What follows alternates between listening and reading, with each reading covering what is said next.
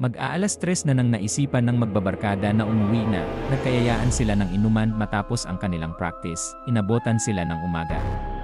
Kunti lang naman ang nainom ni Roy. Kayang-kaya niya pang umuwi, sabi niya sa mga barkada. Paano pre, mag-ingat kayo ah. Sabi ni Roy, sige pre, ikaw rin, sagot ni Edward kay Roy. Binuksan ni Roy ang gate ng kanilang bahay at kumatok sa pinto, Day. Pakibuksan na tong pinto, sabi ni Roy at kumatok siya ng makailang beses.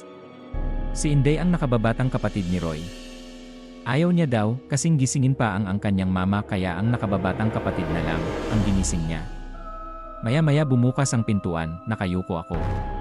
Sabi ni Roy, kaya hanggang bewang lang ni Inday ang nakita ko. Salamat Day, sabi ni Roy kay Inday at naglakad patungong kwarto. Hindi naman sumagot, si Inday sakin sabi ni Roy, baka daw nainis yun kasi ginising niya. Naglakad na si Roy, papuntang kwarto para matulog.